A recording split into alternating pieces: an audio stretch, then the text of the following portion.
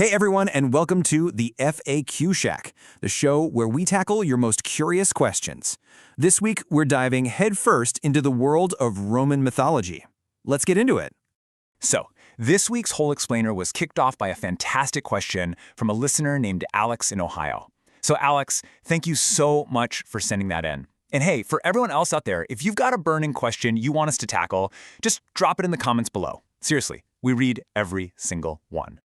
Okay, so here's the big question from Alex. He asks, I've always heard that Roman mythology is just a lazy copy of the Greek myths. Is that true?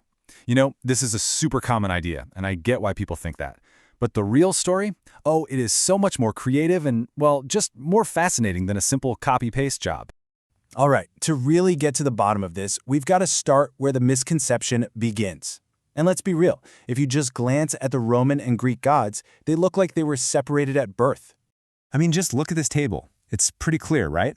The Greek king of the god Zeus becomes Jupiter in Rome.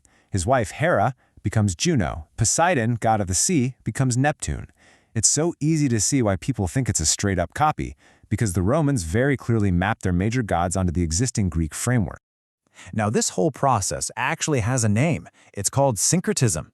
It's basically the blending of different beliefs to cook up something new. And let me tell you, the Romans were absolute masters of it.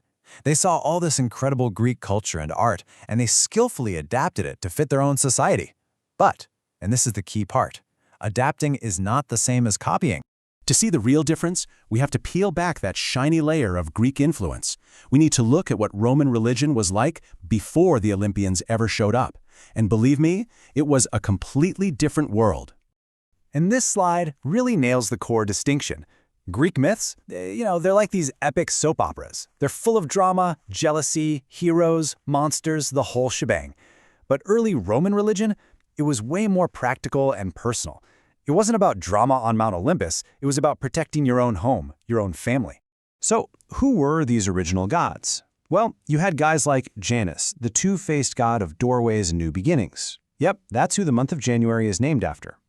You had the Lares, which were the spirits of your family's ancestors, and the Penaides, who were the guardians of your pantry, protecting your food supply. These weren't gods of thunder and war, they were gods of daily life and survival. Which brings us to our next really important point. Even when the Romans did adopt a Greek god, they didn't just slap a new name on them. Oh no. They often gave them a complete personality transplant to make sure they fit with Roman values. Okay, a perfect example is the goddess of the hearth. In Greece, she was Hestia, a pretty quiet goddess worshipped privately inside each home. But in Rome, she became Vesta and was elevated to one of the most important deities of the entire state. Her sacred flame, kept burning 24/7 in a public temple by priestesses called the Vestal Virgins, was seen as the literal life force of Rome. If that flame went out, it was considered a disaster for the entire empire. But the most stunning transformation, by far, has to be Cronus. In Greek mythology, he is a monster, a paranoid titan who literally eats his own children to stop a prophecy. I mean, yikes. But the Romans took this villain, had him flee to Italy after being defeated, and completely reinvented him as Saturn, a beloved god of agriculture who ruled over a mythical golden age of peace and plenty. They turned a child-eating monster into a revered founding father. That is quite the glow-up. And just look at the god of war. This chart says it all. The Greeks, they despised Ares. To them, he was just a symbol of brutal, chaotic, pointless violence. But the Romans took his character and transformed him into Mars, a disciplined, honorable, and highly respected protector of the Roman state. For them, he wasn't just a god of war, he was the god of Roman military might and civic duty. All of this incredible transformation brings us perfectly to our listener mailbag segment, where we are going to tackle a very, very smart follow-up question. So, a listener who goes by HistoryFan22 asks this brilliant question that gets right to the heart of it all. If they changed the gods so much, why even use the Greek versions at all, right? Why not just stick with their own original gods? And that is such a great question. The answer is that it was a strategic choice. By adopting and adapting Greek culture, Rome could present itself as this sophisticated, legitimate heir to a really prestigious civilization. It was a power move. But they didn't just copy it, they Romanized it.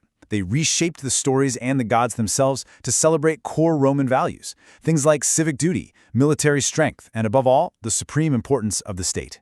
So let's circle all the way back to Alex's original question from the top of the show. After looking at all of this, can we really say that Roman mythology is just a lazy copy?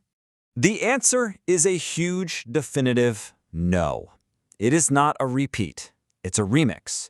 You can think of the Romans as cultural DJs, taking these familiar tracks and completely transforming them into something new, something uniquely their own. And the team at Fiveable puts it perfectly here, saying the Romans borrowed heavily from Greek mythology, adapting gods and stories to fit their own culture.